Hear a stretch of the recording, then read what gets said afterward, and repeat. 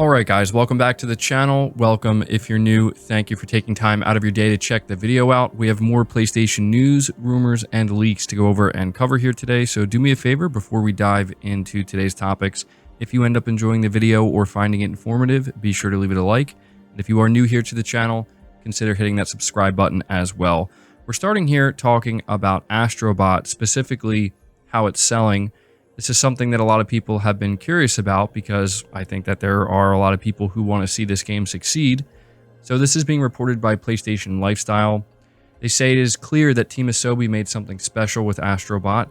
Critically, the 3D platformer has seen favorable reviews, bringing life to a genre that doesn't often see the spotlight unless it's developed by Nintendo. However, critical success does not necessarily correlate with sales. Fortunately for Sony, it seems the lauded game is selling well in both the US and the UK. Astro Bot is doing fairly well in both of these regions based on digital and physical sales numbers. GamesIndustry.biz head Christopher Dring says the game has seen a solid first week sales, specifically in the UK. Its launch week sales are 21% higher than Ratchet & Clank Rift Apart launch sales, and it's only behind Warhammer 40k Space Marine 2, which is the UK's fastest selling Warhammer game ever. But on top of this, we also have Circana, or specifically Matt Piscatella of Circana, which is formerly known as NPD. He says, don't usually talk weeklies, but wanted to add some context to the UK reporting from last week. Across both physical and digital, Astro Bot ranked second in unit sales in the US for the week ending September 7th, only behind NBA 2K25. He also adds in here that the Astro Bot DualSense was the week's best-selling accessory, solid week one. So I definitely wanted to let you guys know about this because, again, I know a lot of you are currently enjoying Astro Bot, and a lot of you are hoping that this game does sell well because it's great to see it, get such critical praise. But if we want to see Sony continue to develop titles like this and support Team Asobi, they're going to have good sales as well. And so all signs are pointing to this game getting off to a good start. But we're going to move on to the next topic here, which talks more about the PlayStation 5 Pro. Specifically, we have a report here from Push Square that talks about the Digital Foundry analysis of the PS5 Pro. They say here it's still the extremely early days for PS5 Pro, but early expert analysis from Digital Foundry is in, and it's sounding cautiously optimistic. Of course, it's important to note that you can still think Sony's new gen system is too expensive. That's a perfectly valid point of view. You can also believe the improvements aren't worth the asking price. However, you can't ignore the very real enhancements on display as discussed in the video. One thing worth addressing is some of the details from the previously paywalled video leaked over the weekend, completely removed of context. That led Remedy's communications bigwig to release a statement about Alan Wake 2. In essence, some pretty low internal resolutions are being attached to these early PS5 Pro builds, but as Digital Foundry itself points out, the quantity of pixels is becoming less important as we begin to focus on the quality of those pixels.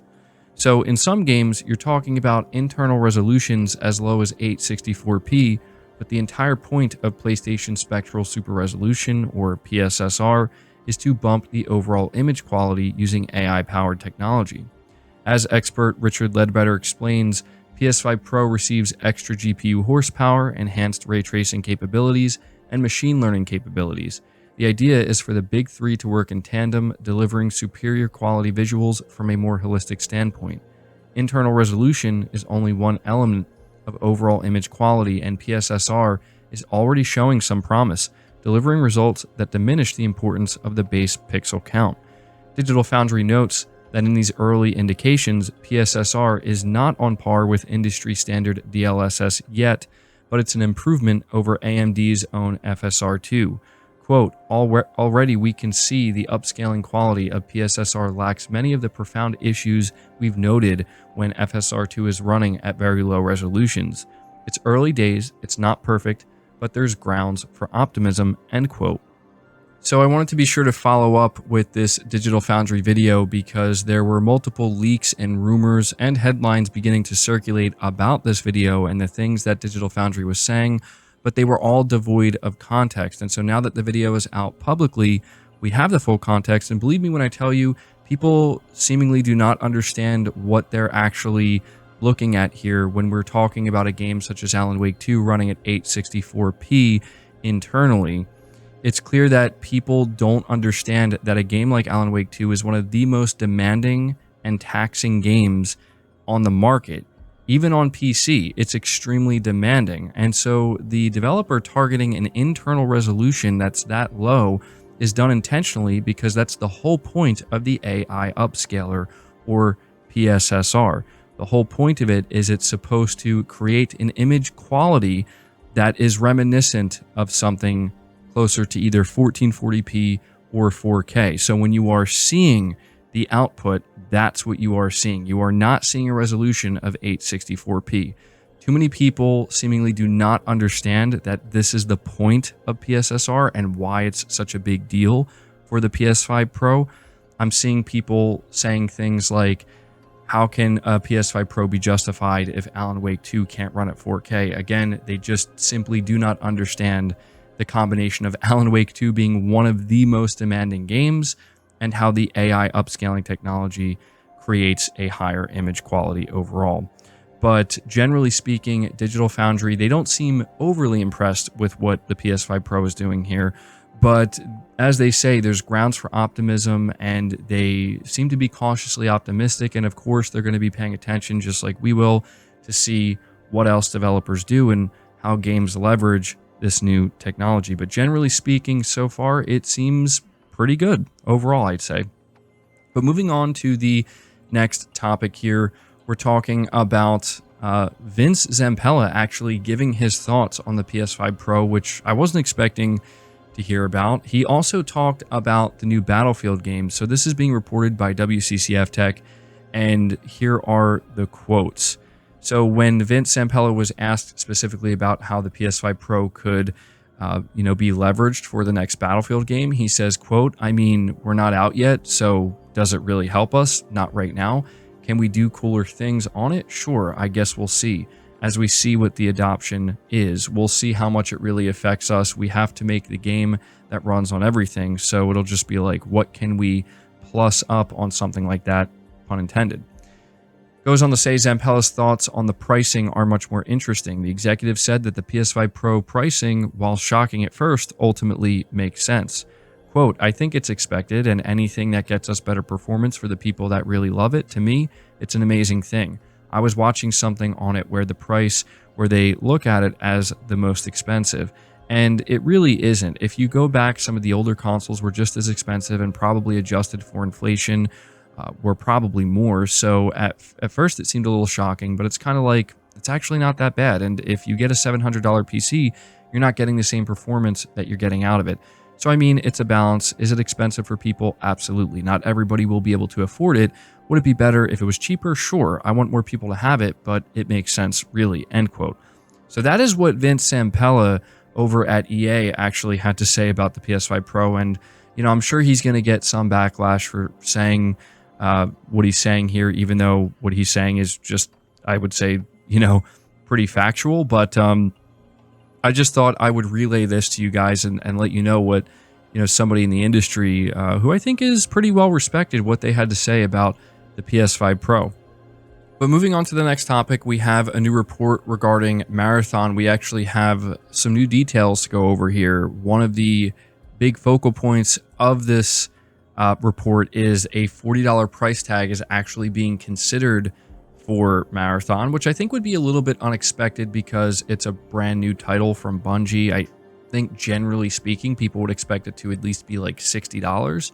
But we do know that Sony has seemingly decided on a price point for all of their live service games being $40 across the board. Helldivers 2 is $40, Concord was $40, and so I guess it does kind of make sense that upcoming games like Fair Games and Marathon would also be $40. But we actually have a rundown of the new information here, courtesy of Okami13 on Twitter. So he mentions the $40 price tag is being considered. He says the game will be class-based and not a hero shooter. So I wanted to emphasize this specifically because there was a ton of concern that Marathon completely shifted into being a hero shooter, and honestly, again, after seeing what happened with Concord, that game being a hero shooter, I'm actually very relieved to hear that they're sticking with something that's class-based. They say here 2 maps are currently playable. Core gameplay structure similar to Escape from Tarkov, but with a Bungie twist. Feedback from playtesters has been somewhat positive, with some noting it feels worth the $40 price tag. And morale within Bungie still remains low amid recent leadership changes. So the one thing I want to mention here, some people might be like, whoa, only 2 maps currently playable. It is worth keeping in mind that this is a extraction-based shooter, so because of that, these 2 maps are likely going to be colossal. That's kind of the whole point of an extraction-based shooter. You get put into a somewhat like big open world map, and the fact that they have 2 is actually pretty interesting. And so they also mentioned the fact it's going to be similar to Escape from Tarkov, which is not surprising, but they mention here like a Bungie twist. Really have to wonder what that means. And so all in all, as somebody who is not necessarily excited for Marathon, but certainly interested in seeing how it turns out, what I'm reading here all actually sounds pretty good so far. Obviously, we have to see the game in action. We have to see the gameplay, but the biggest thing for me is the fact that it's going to be class-based. That could be the biggest difference maker, because I'm not going to lie to you. When I heard that this game was going to be a hero shooter, I just, I feel like I just almost immediately checked out, because I just feel like that would be a huge mistake. So we'll probably be seeing some Marathon, if not later this year, certainly sometime in 2025. But yeah, I want to be sure to relay this info to you guys. We do have one last topic we're going to talk about briefly, though, and it has to do with Black Myth Wukong. This is being reported by WCCF Tech. They say Black Myth Wukong is easily the biggest success registered by a Chinese developer so far with a premium game. Earlier this month, we learned that the action RPG had sold 18 million units. However, an industry analyst based in China claimed that Game Science's debut title is now around the 20 million units sold milestone. In the same tweet, they also revealed to have heard from certain sources that the first Black Myth Wukong DLC will be released in early 2025, around the new Chinese Year festivity, so between the end of January and early February. I just wanted to give you guys this update because we did get confirmation that they are working on DLC for Black Myth Wukong, which I think it makes a lot of sense for a game that sells this well. They're going to want to get more content out there, but apparently it is currently slated to release in early 2025. So yeah, still crazy to think that this game sold 20 million units. Absolutely wild, but wanted to keep you guys updated. So that's going to do it for the video. I hope you enjoyed it. I hope you found it informative. If you did, leave it a like, subscribe if you're new, hit the bell notification icon, and feel free to share this video out on top of all that. But until next time, guys, take care.